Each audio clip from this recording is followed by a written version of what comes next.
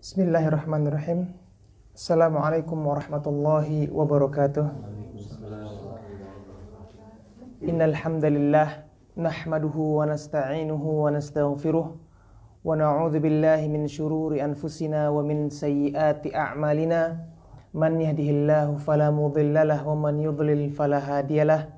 Wa asyhadu an la ilaha illallah wahdahu la syarikalah. Wa asyhadu anna Muhammadan abduhu wa rasuluhu la nabiyya ba'dah.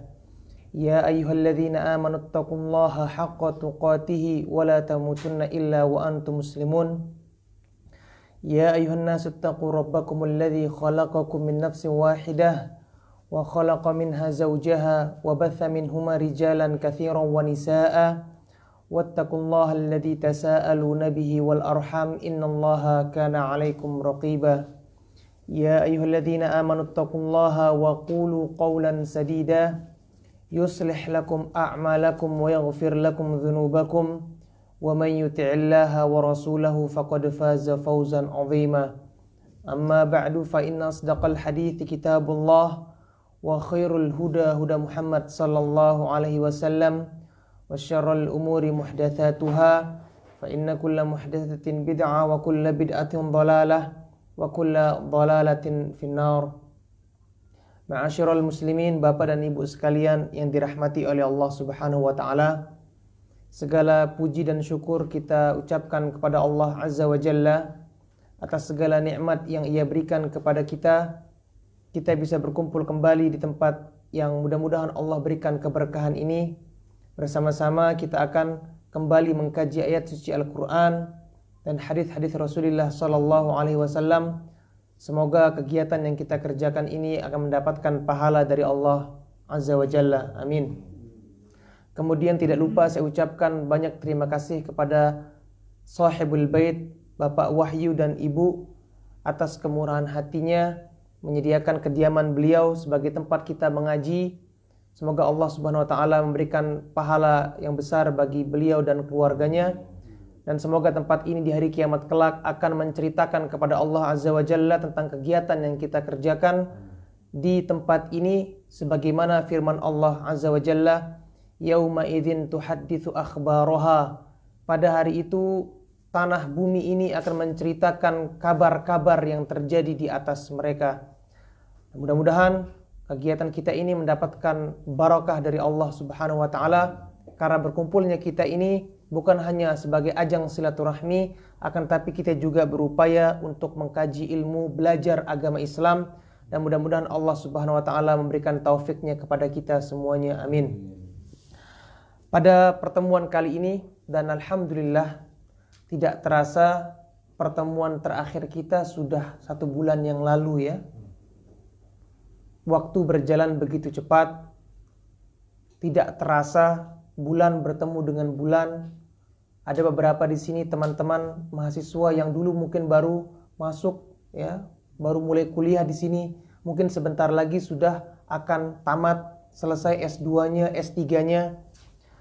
Mudah-mudahan waktu yang berlalu dengan cepat ini kita masih diberikan keberkahan dalam waktu itu oleh Allah, sehingga kita bisa mengisi waktu-waktu itu dengan ibadah dan tidak membuang-buang waktu dengan hal-hal yang sia-sia, bahkan ataupun waliyadzubillah bermaksiat kepada Allah Subhanahu wa taala.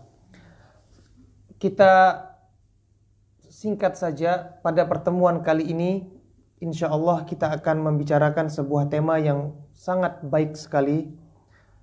Tema yang banyak orang masih melalaikannya dan menganggap remehnya. Di mana tema yang akan kita bicarakan pada hari ini adalah memahami esensi ziswa, zakat, infak, sedekah, dan wakaf. Memahami esensi sepengetahuan saya artinya adalah pentingnya, urgensi, esensi, betapa pentingnya yang namanya zakat, infak, sedekah, ataupun wakaf. Khususnya ibadah zakat, di mana ibadah-ibadah yang saya sebutkan tadi adalah merupakan ibadah maliyah. Seseorang yang beribadah kepada Allah Subhanahu wa taala dengan fisiknya seperti salat, berpuasa, mengaji, Bahkan hanya dengan menunjuki orang yang baik saja.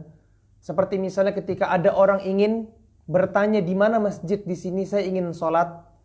Kemudian dia menunjuki masjid, membantu orang itu untuk melaksanakan sholat. Maka orang itu akan mendapatkan pahala dari Allah Azza wa Jalla. Man dalla ala khairin falahu mithlu ajri fa'ilihi. Barang siapa yang menunjukkan kebaikan kepada satu orang, maka ia akan mendapatkan pahala seperti orang yang mengerjakan ibadah itu. Artinya, ketika orang itu beribadah, dengan fisiknya saja Allah sudah berikan dia pahala yang begitu besar. Bagaimana kita bayangkan ketika orang tersebut beribadah, bertaqarrub kepada Allah Subhanahu wa taala dengan hartanya. Di mana harta adalah sesuatu yang dicintai oleh manusia. Tidak ada orang yang tidak mencintai harta benda. Bahkan Allah sebutkan bahwasanya harta benda, emas, uang, perak, rumah, mobil dan lain sebagainya adalah sesuatu yang Allah jadikan dicintai oleh manusia. Sebagaimana firman Allah dalam Al-Quran, Allah berfirman, Zuyyina linnas, dijadikan indah, dijadikan manusia itu menyukai hal tersebut. Hubbus syahawat minan nisa, cinta kepada wanita, wanita cinta kepada pria, wanita cinta kepada suaminya, suami cinta kepada istrinya, ya. Wal banin, cinta kepada anak-anaknya. Wal qanatinil muqantarati minadz zahabi wal fiddah, dan harta benda baik dari emas dan perak. Artinya harta itu adalah sesuatu yang dicintai oleh manusia.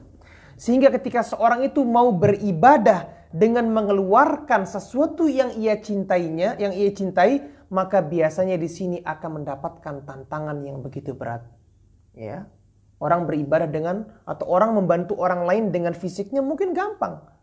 Tapi ketika urusan uang, maka akan sulit. Biasanya orang akan kelihatan aslinya orang itu baik apa tidak kalau sudah berbicara tentang masalah uang. Oleh karenanya, pentingnya zakat ini atau ibadah-ibadah yang bersifat maliyah, ibadah yang dimana orang itu mengeluarkan harta atau uang yang ia belanjakan untuk Allah Subhanahu wa taala.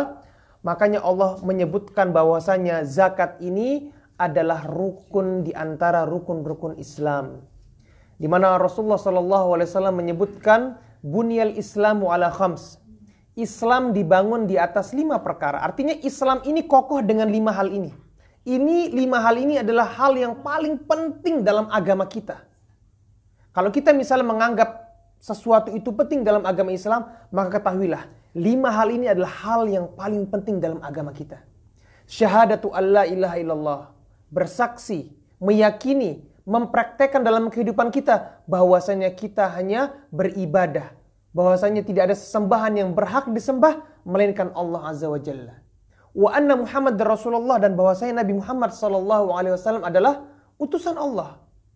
Wa iqamis salah, dan juga mendirikan salat. Wa itaiz zakah. Allah sebutkan menunaikan zakat ini adalah sebagai rukun Islam yang ketiga. Begitu pentingnya zakat ini dalam kehidupan kita. Dalam banyak ayat di dalam Al-Quran, Allah selalu menggandengkan antara salat dengan zakat. Wa aqimus salah wa atuz zakah. Ya, wa tuqimus salah wa tuqimunas salah wa tu'tunaz zakah. Banyak sekali ayat di mana Allah gandengkan antara salat dengan zakat, sehingga kita yang belajar, maka kita harus mengetahui bahwasanya zakat ini adalah sesuatu yang sangat penting bagi kehidupan kita. Orang yang tidak sholat, meninggalkan sholat, tidak atau menganggap sholat itu tidak wajib, kata Rasulullah SAW, orang itu bisa keluar dari Islam. Apa kata Rasulullah SAW? Al-ahdu bainal kufri wa bainal mar'i tarkus shalah. Pembatas, ya, perjanjian antara seseorang dengan kekufuran adalah meninggalkan salat. Faman tarokaha faqad kafara, kata Rasulullah SAW. Barang siapa yang meninggalkan salat, menganggap salat tidak wajib, maka dia telah keluar dari Islam. Sehingga orang yang menganggap zakat itu tidak wajib, maka hati-hati, dikhawatirkan orang tersebut akan terjatuh ke dalam keburukan ketika sebagian orang juga menganggap salat itu tidak wajib. Hadirin dirahmati Allah Subhanahu wa taala, setelah kita mengetahui bahwasanya, ya, zakat, infak, sedekah ataupun wakaf ini ini adalah ibadah maliyah yang dimana ini akan bermanfaat bagi orang yang mengeluarkan hartanya. Zakat adalah harta atau nominal uang, ya, atau nominal harta yang harus ia keluarkan setahun sekali ketika hartanya telah mencapai nisab, telah mencapai batas ukuran apa? Zakat. Itu dinamakan dengan zakat. Sesuatu yang wajib bagi orang yang memiliki harta melewati nisab, ya, melewati batas, ya, wajib zakat dan telah melewati 1 tahun. Infak, ya, banyak orang yang agak keliru perbedaan antara infak dengan sedekah. Dua-duanya sama, yaitu mengeluarkan uang, akan tapi yang sebenarnya dinamakan dengan infak adalah uang yang dikeluarkan oleh seseorang bagi orang yang merupakan tanggung jawabnya. Itu namanya infak. Makanya kalau kita lihat di masjid-masjid ada namanya kotak infak, sebenarnya harusnya diganti itu sebagai kotak sedekah. Karena infak itu dalam bahasa Arab, pengertian syariatnya adalah sesuatu yang dikeluarkan oleh orang bagi orang yang merupakan tanggung jawabnya. Seorang ayah mengeluarkan infak kepada siapa? Anak dan istrinya, ya. Kemudian anak ketika orang tuanya itu sudah tidak mampu lagi, maka dia mengeluarkan infak atau membantu orang tuanya. Jadi harta itu dinamakan dengan infak. Sedekah adalah harta yang dikeluarkan oleh seseorang kepada siapapun yang ia inginkan dalam rangka taqarrub, beribadah kepada Allah Subhanahu wa taala. Sedekah bisa berupa hadiah, bisa berupa hibah pemberian, bisa berupa, ya, artinya harta-harta yang kita keluarkan bagi orang lain, yang dimana sedekah ini hukumnya adalah sunnah, sangat dianjurkan dalam Islam bagi kita yang memiliki harta untuk mengeluarkan bagi orang-orang yang kita inginkan. Dan yang terakhir adalah wakaf, di mana wakaf adalah secara bahasa artinya menahan. Waqafa artinya menahan, diam, menahan suatu barang, mendiamkan suatu barang, didiamkan untuk apa? Didiamkan dan ditahan untuk Allah Subhanahu wa taala. Seseorang memiliki sebidang tanah. Tanah tersebut diwakafkan untuk dibangun masjid di sana. Sehingga tanah itu tidak boleh dibangun kecuali dibangunkan masjid. Tidak boleh dijual, tidak boleh dan lain sebagainya, ya. Tidak boleh dipinjamkan atau ini, karena itu sudah diperuntukkan sebagai wakaf lillahi ta'ala. Ya, itu dinamakan dengan wakaf. Ya. Sehingga semua hal ini, zakat, infak, sedekah, dan wakaf bersama-sama semuanya ini adalah merupakan ibadah maliyah yang dimana tidak gampang orang itu untuk apa? Mengeluarkan hartanya. Bahkan Allah sebutkan dalam Al-Quran ketika orang itu bersedekah, mengeluarkan hartanya di jalan Allah, dia tidak akan sampai kepada derajat dikatakan sebagai orang yang mendapatkan kebaikan sampai ia menginfakkan harta yang ia cintai. Apa kata Allah? Lan tanalul birra hatta tunfiqu mimma tuhibbun. Engkau tidak akan sekali-kali mendapatkan kebaikan yang sempurna sampai engkau menginfakkan, mensedekahkan, memberikan kepada saudaramu yang lainnya, ya, apa yang engkau cintai. Kita contohkan, kita punya 2 baju, yang satunya bagus, yang satunya biasa-biasa. Dua-duanya ini kita mau, dua-duanya ini merupakan baju yang ekstra, yang kita mungkin jarang pakai. Ketika ada teman kita yang kita ingin berikan hadiah, kita pasti akan memilih untuk memberikan yang biasa-biasa saja, naluri atau tabiat banyak orang. Kenapa? Karena yang bagus ini harganya mahal. Yang bagus ini mungkin bajunya jarang, ya, sudah langka. Akan tapi ketika dia menginfakkan justru yang paling bagus yang ia berikan untuk saudaranya, maka di sanalah dia baru akan mendapatkan kebaikan, kata Allah Subhanahu wa taala. Orang punya sebidang tanah, punya tanah banyak. Ya, ketika ingin bangun masjid, yang dikasih tanah yang di gunung, yang mungkin gak ada hartanya, yang akses jalan ke sana susah. Air mungkin gak ada, pemukiman rakyat mungkin tidak terlalu banyak. Dia memiliki tanah di tengah kota yang dimana itu sangat strategis misalnya untuk menjadi masjid, dimana berlalu lalang orang di sana bisa memanfaatkan tempat tersebut. Ketika dia mewakafkan tanahnya yang di tengah kota itu, disitulah dia akan mendapatkan kebaikan yang sejati dari Allah Subhanahu wa ta'ala. Selain itu, zakat, infak, sedekah, wakaf ini memiliki hikmah, memiliki manfaat yang begitu banyaknya. Beranjak dari firman Allah Subhanahu wa taala dalam Al-Qur'an ketika Allah berfirman, "Khudz min amwalihim shadaqatan tutahhiruhum wa tuzakkihim." Ambillah dari harta-harta mereka sedekah, yaitu zakat. Tutahhiruhum, yang dimana harta-harta yang dikeluarkan untuk Allah Subhanahu wa taala itu akan membersihkan mereka. Wa tuzakkihim, dan menyucikan mereka. Nah, kita akan bahas sekarang hikmah yang pertama, ketika orang itu mengeluarkan zakat, maka Allah akan membersihkan dirinya. Dan yang dibersihkan oleh Allah Subhanahu wa taala ini dua hal. Yang bersifat duniawi atau bersifat physically yang ada pada dirinya, dan juga membersihkan sesuatu yang mungkin tidak terlihat pada dirinya. Yang pertama, membersihkan yang ada pada dirinya, yaitu membersihkan sifat-sifatnya. Ketika orang sudah memiliki harta, mulai kaya misalnya, di sana akan mulai muncul rasa sombong. Saya punya uang banyak, teman saya mungkin gak punya uang, kita akan anggap apa? Rendah. Saya gak level sama kamu. Saya mau ngumpulin sama orang-orang yang kaya-kaya saja. Sudah selain sombong itu muncul, pelit mulai muncul. Biasanya orang kalau begitu sudah mulai banyak uangnya, semakin berat dia akan mengeluarkan uang itu. Merasa sayang dengan hartanya. Eman, uang ini saya keluarkan. Saya lebih senang apa?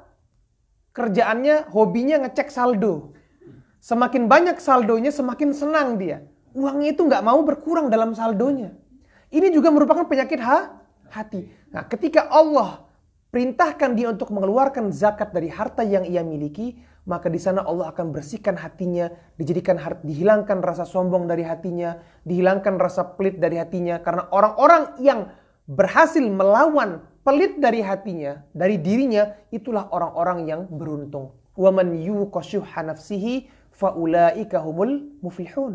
Barang siapa yang melawan sifat pelit dalam hatinya, maka itulah orang-orang yang beruntung.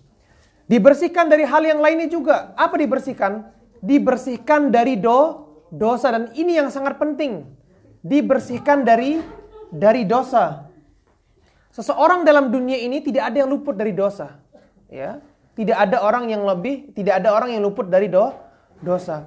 Di mana Rasulullah SAW menyebutkan kullu bani Adam khata'. Setiap anak Adam itu pasti berbuat salah, punya dosa. Wa khairul khata'ina at-tawwabun, dan orang yang bersalah yang paling baik adalah yang bertaubat kepada Allah Subhanahu wa taala. Sehingga dengan dia mengeluarkan hartanya di jalan Allah, Allah akan bersihkan dosa-dosanya. Dibersihkan untuk apa? Dibersihkan dari dosa-dosanya. Karena Allah akan berikan dia pahala, dan pahalanya itu akan menghapuskan dosa-dosanya. Innal hasanat yudhibnas sayyi'at. Sungguhnya amal soleh, kebaikan, pahala itu akan menghapuskan dosa-dosa kita. Jadi orang yang mengeluarkan zakat, rajin gemar sedekah, sering infak, sering wakaf, Allah akan bersihkan penyakit-penyakit dalam hatinya, dan Allah akan bersihkan dia dari dosa. Bahkan ada sebuah hadis yang menyebutkan bahwasanya kalau mau sembuh, perbanyak sedekah. Apa kata Rasulullah SAW? Dawu mardhakum bis sedekah. Obatilah orang yang sakit dari kalian dengan banyak sedekah. Bahkan penyakit yang nampak, penyakit bukan hati saja, penyakit fisik, insya Allah akan disembuhkan oleh Allah Subhanahu wa taala dengan sedekah yang kita keluarkan. Itu dia manfaat yang pertama. Yang kedua, selain jiwanya, selain dosa-dosanya dibersihkan oleh Allah Subhanahu wa taala, wa tuzakkihim, Allah akan menyucikan dia, disucikan, hartanya disucikan. Karena orang yang tidak mengeluarkan zakat, hartanya itu akan menjadi kotor, jauh dari kata barokah, jauh dari kata berkah. Ada orang punya uang 1 miliar, tiba-tiba dia merasa, uang saya kok habis, kemana uang saya ini? Kok saya gak bisa nyimpan uang saya selalu habis untuk hal-hal yang kadang-kadang di sana mungkin kita khawatirkan keberkahan itu dicabut oleh Allah Subhanahu wa taala. Sehingga ketika orang itu mengeluarkan zakat, sering sedekah, kita ibaratkan uangnya 1 miliar, ya, nggak usah jauh-jauh, nggak usah banyak-banyak. 1 miliar itu sudah Udah banyak ya, 1 miliar. Bisa beli rumah, bisa beli mobil. Ya. Kemudian dia sedekah atau dia zakat 10 juta misalnya. Atau 50 juta. Atau 100 juta. Maka yang sisa 900 juta ini akan diberikan keberkahan oleh Allah Subhanahu Wa Taala. Dijadikan suci, dijadikan bersih. Karena seseorang yang mengeluarkan zakat, dia sedang menunaikan hak Allah dan menunaikan hak-hak orang yang menerima zakat. Kita ketahui bahwasanya ada beberapa golongan yang berhak menerima zakat. Ya, sebagaimana yang Allah firmankan dalam Al-Qur'an, innamas shadaqatu lil fuqara'i wal masakin. Sungguhnya sedekah atau zakat itu bagi orang-orang fakir dan miskin, wal 'amilina 'alaiha, dan orang-orang yang bekerja. Ya, kalau di Indonesia kita kenal dengan istilah bazis, badan amil zakat infak sedekah. Wal mu'allafati qulubuhum, dan orang-orang yang baru masuk Islam. Wal gharimin, dan orang-orang yang punya hutang. Wa fir riqab, dan orang-orang yang menjadi budak. Ya. Makanya di sini ini adalah bantahan bagi orang-orang yang mencela Islam, mengatakan Islam adalah agama yang mengajarkan perbudakan. Kita katakan justru perbudakan itu sudah ada jauh sebelum datangnya Islam. Dan Islam ketika datang, banyak dari syariat yang Allah turunkan justru berupaya untuk melepaskan, menghilangkan yang namanya perbudakan dari muka bumi ini. Kita lihat bagaimana Rasulullah SAW selalu memberikan solusi bagi orang-orang yang terjatuh dalam kesalahan. Kafarohnya adalah, misalnya suami yang menggauli istrinya di siang hari bulan Ramadan. Di antara kafarohnya adalah apa? Membebaskan budak. Seorang lelaki yang mendihar, mendihar istrinya, mengatakan kepada istrinya, anti alayya ka dhahri ummi. Engkau bagaikan ibuku, artinya dia tidak mau mengumpuli istrinya. Itu namanya dhihar, dan itu tidak boleh. Ya, seorang suami tidak mau menggauli istrinya di mana istrinya itu adalah halal baginya. Nah, kafarohnya ini adalah apa? Di antaranya adalah Rasulullah mengajarkan apa?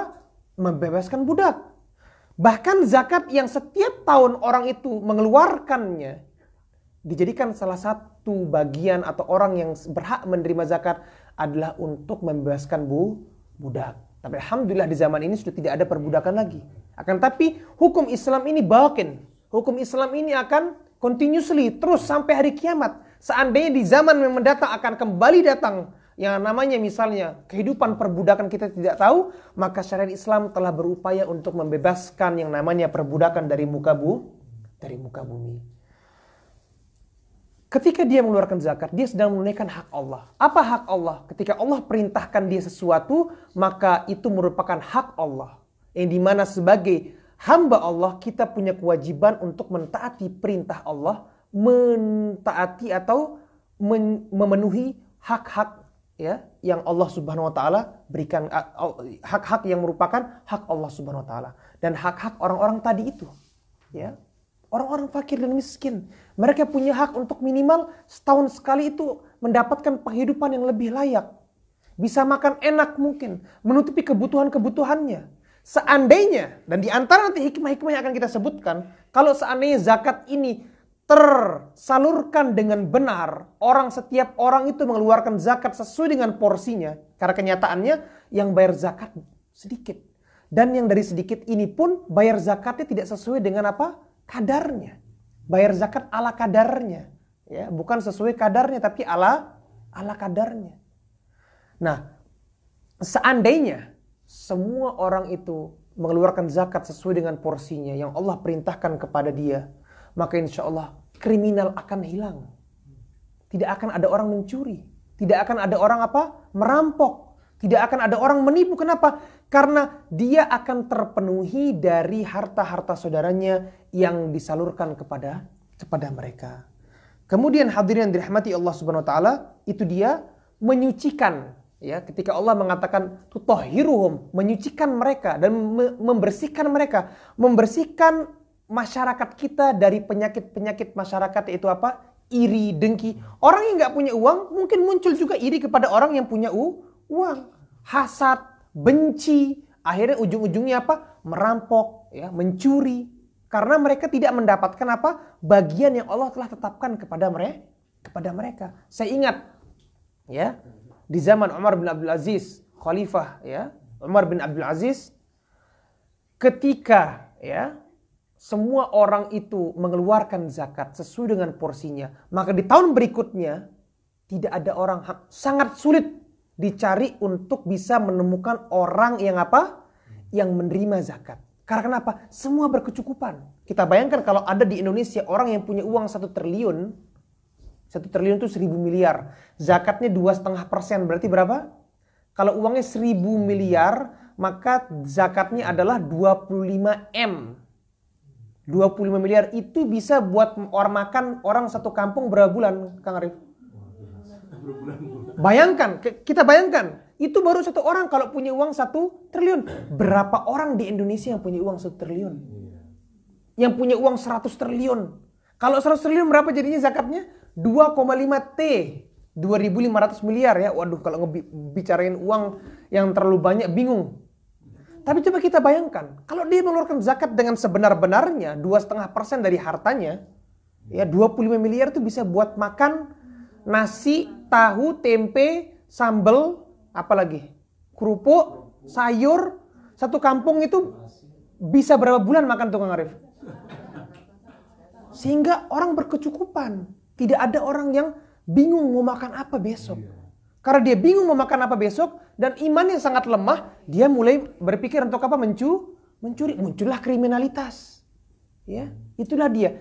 Tidaklah Allah menurunkan syariat kepada kita hambanya, melainkan syariat ini ada hikmah yang sangat besar. Dan orang yang mengeluarkan zakat ini dia akan menyucikan atau dia akan membersihkan keadaan masyarakat sekitarnya. Hadirin dirahmati Allah Subhanahu wa taala, ya.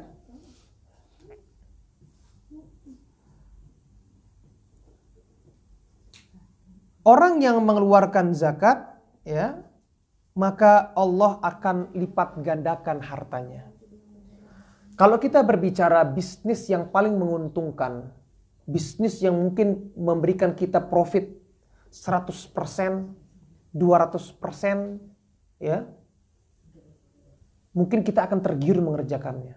Kang Arif, ini ada bisnis, kalau kita naruh duit 100 juta, dalam jangka waktu setahun, akan kembali untungnya, atau kita akan mendapatkan untung 500 juta. Berarti setahun untungnya 500%. Siapa yang nggak mau?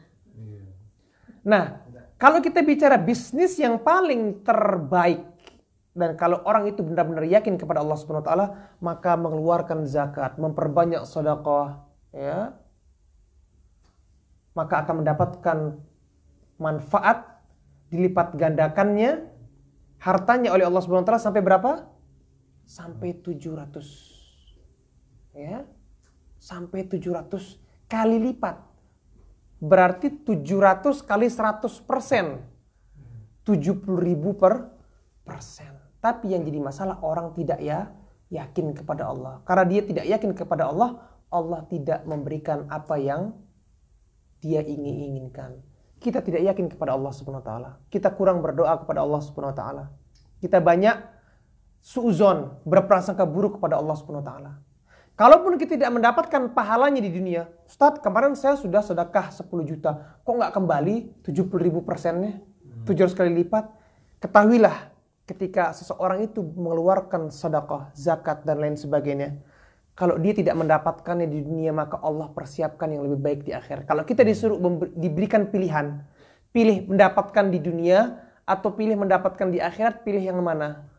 Di akhirat. Kenapa? Karena kalau kita dijadikan oleh Allah akan menerimanya di akhirat, kita akan menerima di mana? Di surga atau di neraka? Ada nggak orang menerima pahala itu di neraka? Di surga. Itu dia manfaat dari yang hal yang kita sebutkan tadi itu. Hadirin dirahmati Allah Subhanahu wa taala, di antara hikmah yang lainnya bahwasanya perintah zakat ini mengeluarkan, memperbanyak sedekah, mengeluarkan infak, ini adalah ujian yang Allah berikan kepada kita. Apakah kita mampu untuk melawannya apa tidak? Karena sebagian orang itu takut miskin. Di hadapan mata ini miskin. Kalau saya sedekah, besok saya mau makan apa? Kalau saya infak, kalau saya wakaf, nanti kalau misal rumah saya runtuh, saya tinggal di mana? Dibayang-bayangi dengan apa? Kemiskinan. Dan itu semua adalah ulahnya siapa? Ulahnya setan. Apa kata Allah Subhanahu wa taala? dalam Al-Quran surah Al-Baqarah ayat 268 Allah berfirman, "Asy-syaitanu ya'idukumul faqra wa ya'murukum bil fahsya." Sesungguhnya syaitan itu menjanjikan, membayang-bayangi dengan apa? Dengan kemiskinan. Nanti sudah kita baru terima gaji nih. Saya mau sedekah, sudah niat dari rumah sampai saya mau sedekah pokoknya. Begitu di jalan, mulai dibisiki oleh setan. Nanti kalau kamu sedekah, lihat tuh mobilmu. Mobilmu itu kan perlu diservis. Nanti kalau kamu keluarkan uangnya, tiba-tiba banmu pecah, kamu nggak punya uang untuk ganti ban. Lihat tuh rumahmu, kayaknya catnya itu perlu diganti tuh. Ditimbulkan perasaan-perasaan kita takut miskin, takut kekurangan. Padahal Allah Subhanahu wa taala telah menjanjikan akan mencukupkan kita, bahkan melebihkan harta kita karena zakat, infak, sedekah yang kita keluarkan. Makanya lawan semua perasaan takut miskin itu. Itu semua dari setan, ya. Jangan takut miskin. Allah Maha Kaya. Kita punya Allah yang Maha Kaya. Kalau misalnya ada anak, kita bicarakan, kita ambil contoh misalnya ada anak. Anak ketika dia ngerasa orang tuanya kaya, dia akan tenang nggak? Atau istri misalnya ngerasa suami itu punya penghasilan yang cukup, tenang nggak istrinya? Tenang, tinggal minta sama suami sentar. Gampang aja kan? Nah, kita punya Allah yang Maha Kaya. Kenapa kita mesti khawatir? Kenapa kita mesti khawatir? Ya, Allah Subhanahu wa taala ketika mengatakan kun fayakun, akan begitu mudahnya. Ya, makanya syariat zakat, infak, sedekah, wakaf dan lain sebagainya itu adalah ujian dari Allah Subhanahu wa taala bagi kita, apakah kita mampu untuk melawan hawa nafsu kita untuk tidak mengeluarkan harta kita di jalan Allah. Hadirin yang dirahmati Allah Subhanahu wa taala, kemudian ya, seseorang yang mengeluarkan zakat, memperbanyak sedekah, ya, misalnya menyalurkan wakaf dan lain sebagainya, sesungguhnya dia sedang memproteksi hartanya. Saya katakan tadi di awal, selain harta itu dicabut keberkahannya oleh Allah Subhanahu wa taala, maka akan mungkin muncul juga kerusakan-kerusakan, kehancuran-kehancuran. Rumahnya hancur, mobilnya mogok, ya. Kacanya pecah, pintunya jebol, AC-nya meledak, TV-nya dan lain sebagainya.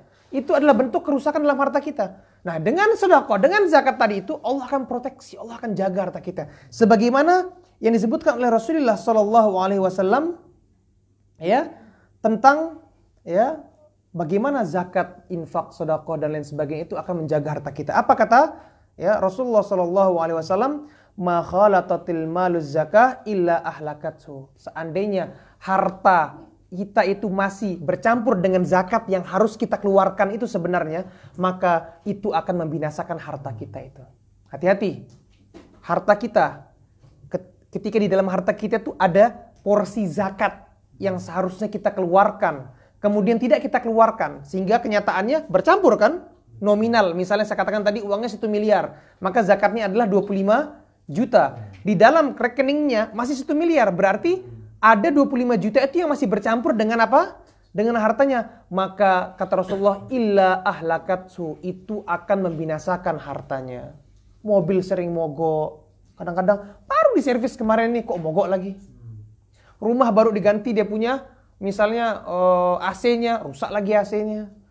Baru kemarin misalnya perbaiki kamar mandinya ada buntu.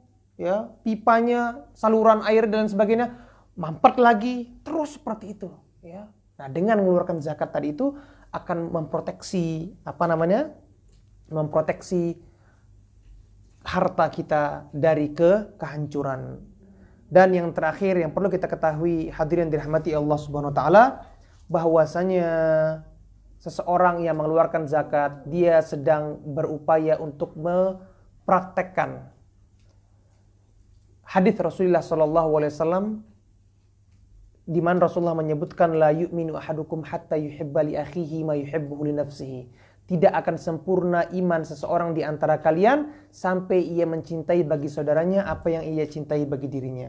Kalau kita posisikan diri kita sebagai orang yang tidak mampu, kemudian ketika ada orang yang mengeluarkan zakat, apakah kita merasa ingin mendapatkan zakat itu sebagai bantuan bagi kita? Iya, kita pasti mau karena kita butuh. Nah, kalau kita sendiri di posisi itu mau, kenapa kita tidak menginginkan hal itu terjadi bagi saudara? Makanya disebutkan oleh para ulama bahwasanya orang yang melakukan zakat itu adalah orang-orang yang sempurna imannya insya Allah. Kenapa? Karena ia ingin melihat saudaranya bahagia sebagaimana ia bahagia. Padahal nggak banyak, cuma 2,5%. Iya, Ustaz, nggak banyak. Kalau 10 juta, kalau 1 M, di sanalah ujian yang saya katakan tadi. Ketika semakin banyak uangnya, coba sekarang ibu bapak bayangkan, kita hanya punya uang 1 juta, harus mengeluarkan 2,5%, berarti berapa? 25.000. Ayo matematikanya ibu-ibu. 25.000. Kecil kan? Gampang. 25.000. 100.000 kita kasih buat teman kita. Waktu zaman-zaman kos dulu kan begitu dapat kiriman dari orang tua, ngajakin teman makan. Kenapa? Karena kita nothing tulus. Uang segitu sudah, apalagi yang kita mau pertahankan. Tapi ketika sudah mulai uangnya 10 miliar, zakatnya harus 250 juta. 250 juta ini kalau kita belikan tanah 2 tahun lagi bisa naik 2 kali lipat harganya. Kalau kita belikan mobil bisa dapat Innova. Kalau kita belikan jam tangan, di sana mulai muncul ujian itu tidak gampang. Makanya semakin banyak uangnya, semakin berat dia, semakin dia pelit dalam hidupnya, ya. Dan yang terakhir, dan ini yang paling penting, orang yang zakat, orang yang infak, orang yang banyak sedekah, orang yang wakaf, sesungguhnya dia sedang mempersiapkan pahala bagi dirinya nanti setelah ia meninggal. Bayangkan orang wakaf tanah untuk masjid, untuk madrasah, orang membangun sumur air bor untuk digunakan minum oleh orang-orang kampung. Sampai 100 tahun ke depan orang masih minum dari sumur air tadi itu. Pahala akan terus mengalir walaupun ia telah meninggal. Karena setelah kita meninggal, nggak bisa lagi kita beribadah. Bisa nggak ada orang meninggal terus kemudian sholat? Ada nggak bisa orang ketika meninggal terus dia ngaji gitu? Nggak ada. Terputus amalannya semua, kata Rasulullah SAW. Idza mata ibnu Adam, kalau meninggal anak Adam, manusia itu meninggal, in qata'a anhu amaluhu, akan terputus seluruh amalannya illa min thalath, kecuali dari 3 hal. Shadaqatun jariyah, sedekah jariyah, sedekah yang terus berjalan. Ya. Dan kalau kita nggak punya uang banyak, nggak usah yang besar-besar. Sekecil apapun itu, asal kita ikhlas karena Allah Subhanahu wa taala, maka makana lillahi abqa. Segala sesuatu yang diniatkan ikhlas untuk Allah, maka itu akan abadi. Kita lihat bagaimana Utsman bin Affan radhiyallahu ta'ala anhu pada zaman dahulu membeli sumur yang diniatkan untuk diminum oleh kaum muslimin. Sampai sekarang sumur itu masih apa? Diminum airnya. Bayangkan Utsman bin Affan itu sudah wafat 1400 tahun yang lalu lah kurang lebih. Sampai sekarang pahala terus mengalir bagi beliau radhiyallahu ta'ala anhu. Makanya kita kalau misalnya di Indonesia lihat kampung-kampung yang mungkin susah air di sana, mungkin untuk ngebor air nggak sampai kayaknya Kang Arif 10 juta ya. Ya 10 juta, 15 juta lah. Ya, kalau kita punya kelebihan rezeki kenapa tidak? Ya, apalagi khususnya yang di Australia sini, alhamdulillah Allah berikan kita banyak kemudahan di sini dibandingkan dengan teman-teman kita di Indonesia. Maka ya, dengan nikmat yang Allah berikan ini, ayo kita bersama-sama mengejar hikmah-hikmah dan manfaat-manfaat yang tadi saya sebutkan, agar setelah kita wafat nanti di hari kiamat, ya, kita akan meraih manfaat dan pahalanya di sisi Allah Subhanahu wa taala. Bahkan orang yang telah meninggal, ya, dia berangan-angan apa kata mereka ketika mereka kepingin kembali ke dunia. Kepingin untuk apa? Untuk sedekah, ya. Fayaqula rabbi laula akhartani ila ajalin qaribin fa asaddaqa wa akum minas salihin. Ya, ya Rabbi lau, ya, seandainya engkau kembalikan aku ke dunia, seandainya engkau tangguhkan kematianku, aku ingin kembali ke dunia untuk hidup beberapa saat, fa'asaddaqa, aku ingin bersedekah, wa akum minas sholihin, dan aku ingin menjadi orang-orang yang soleh. Sehingga orang-orang yang memperbanyak sedekah, perbanyak infak, memperbanyak wakaf, mengeluarkan zakat yang wajib, maka tandanya dia adalah orang-orang yang soleh. Mudah-mudahan Allah Subhanahu wa taala memudahkan kepada kita untuk menjadi orang-orang yang mudah mengeluarkan, ya, infak, zakat, sedekah, wakaf, apapun itu namanya, ya, dan Allah memberikan taufik kepada kita, dan mudah-mudahan Allah memudahkan rezeki kita. Amin. Semakin banyak, sehingga dengan rezeki yang Allah berikan itu kita memperbanyak sedekah, diperbanyak lagi rezeki kita, diperbanyak lagi sedekah, terus kita sedang bertransaksi, kita sedang berniaga dengan Allah Subhanahu wa ta'ala. Mungkin itu yang bisa saya sampaikan pada pertemuan kali ini. Kurang lebih saya mohon maaf. Kebenaran yang saya ucapkan datangnya dari Allah Subhanahu wa taala, dan kesalahan yang saya ucapkan datangnya dari diri saya dan dari setan. Saya tutup sampai di sini. Subhanakallahumma wa bihamdika asyhadu an la ilaha illa anta astaghfiruka wa atubu ilaik. Assalamualaikum warahmatullahi wabarakatuh. Waalaikumsalam.